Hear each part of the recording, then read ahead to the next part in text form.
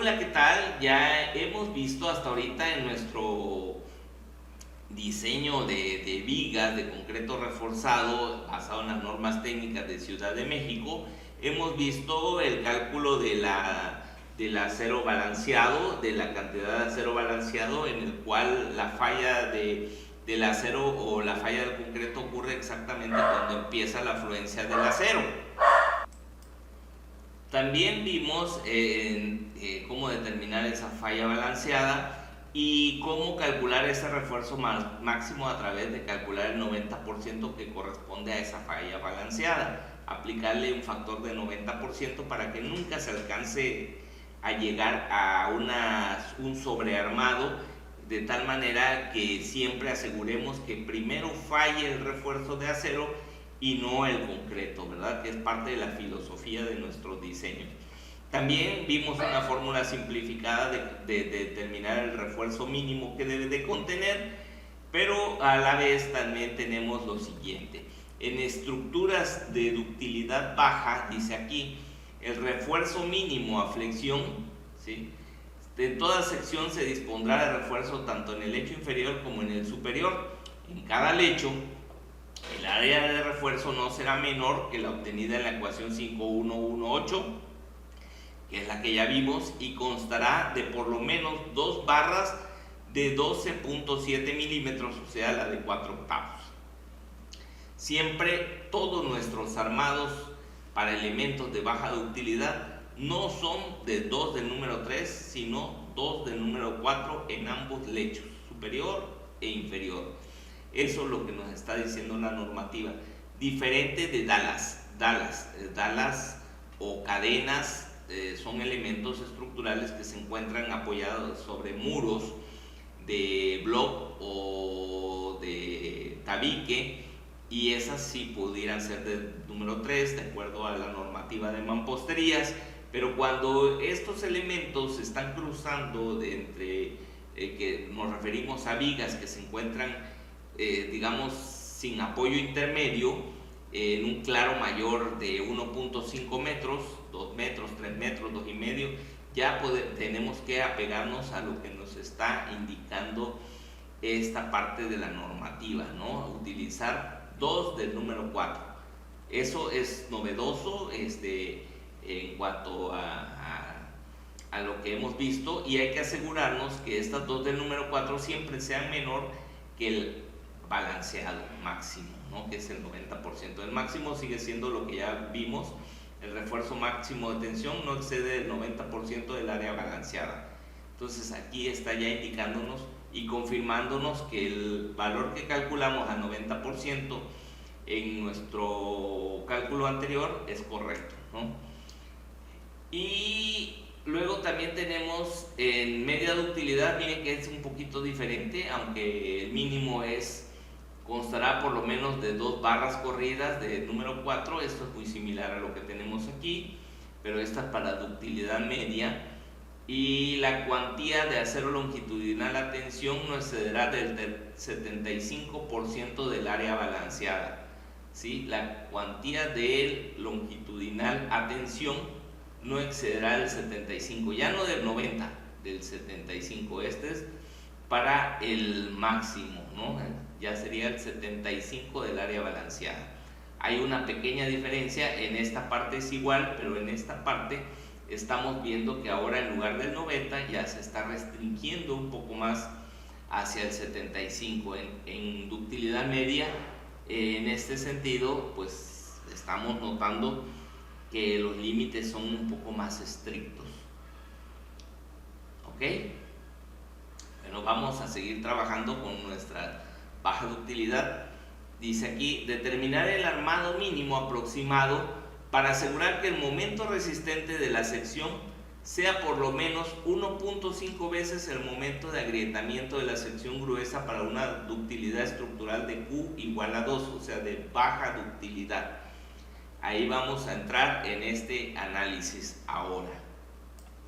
Bueno, regresamos a este primer punto donde decía el refuerzo mínimo y nos damos cuenta de lo siguiente. Dice que será el requerido para el momento resistente de la sección que sea por lo menos 1.5 veces el momento de agrietamiento de la sección gruesa, y dice además que para calcularlo de manera aproximada utilicemos esta fórmula. Entonces, para asegurarnos de lo que nos pide el problema, con usar esta fórmula podría ser, ¿sí? Ahorita, en este momento, eso sería suficiente.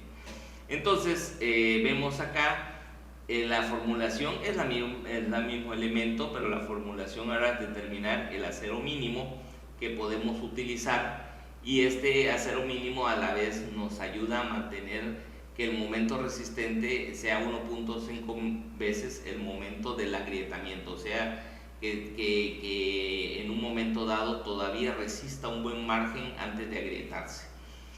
Entonces, aplicando esta fórmula, tenemos 0.7 por la raíz cuadrada de 300, que viene siendo el F'C, ¿sí? Por BD, que es 25, por D, que es 50 menos 5, 5 es el recubrimiento, 50 es el peralte total, el peralte efectivo sería esta diferencia, entre 4200, que viene siendo este FY, nos da 3.25 centímetros cuadrados. Miren, los mismos datos, pero la variación para este mínimo, ¿sí? Si buscamos dos barras del número 4 más una del 3, nos da 3.25, o 3 del número 4 nos da, en este caso, 3.25. ¿Por qué utilizo dos barras del 4? Porque así nos pide la normativa que utilicemos dos barras del 4, ¿no? En este caso. A ver. Sí, perdón. Aquí una equivocación, ¿no? 3 del número 4 nos da 3.81, que es mayor a 3.25. Como es el mínimo, vamos a tender a utilizar mejor, en este caso, un poquito más. Cuando se trata del máximo no podemos excedernos, pero cuando se trata del mínimo vamos a redondear hacia arriba, ¿no? Entonces vamos a preferir utilizar cualquiera de las dos, es válida porque ese es el 3.5, pero mejor si utilizamos 3.81 centímetros cuadrados, que significa 3 del número 4.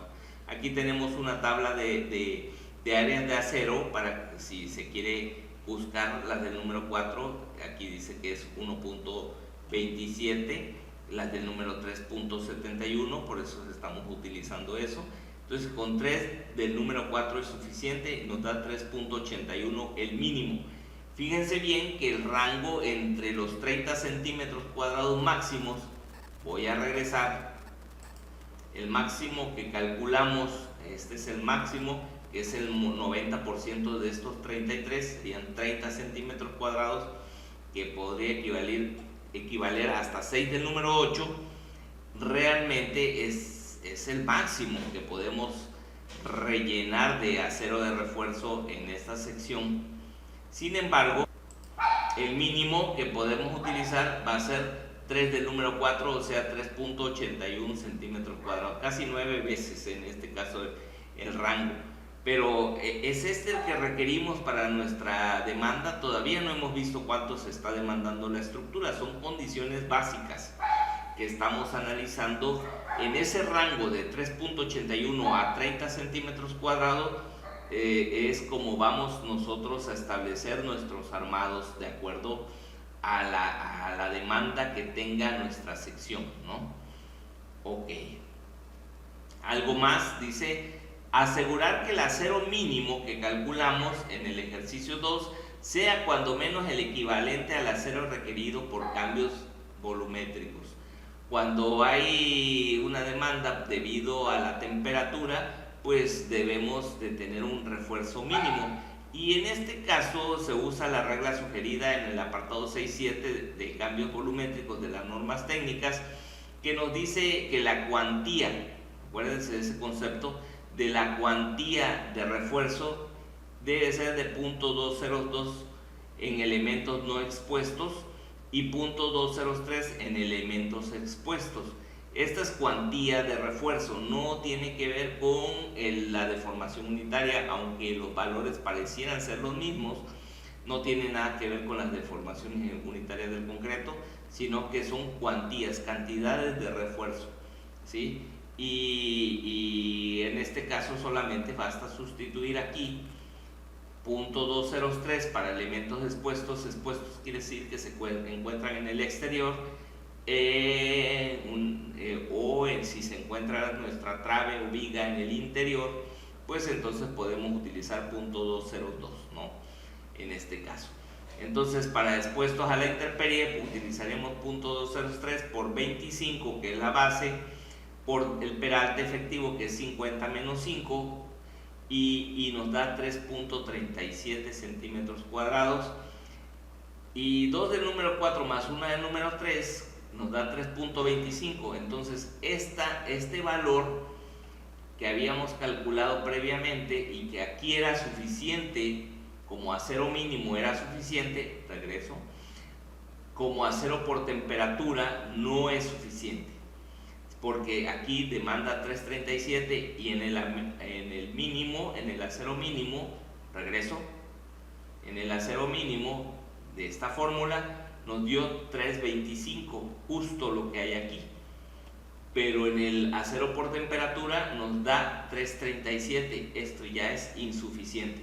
Entonces 3 del número 4 es el adecuado como mínimo, tanto para temperatura como por ser el mínimo que asegura que tiene un factor de seguridad de 1.5 sobre el agrietamiento, ¿no? El momento de agrietamiento.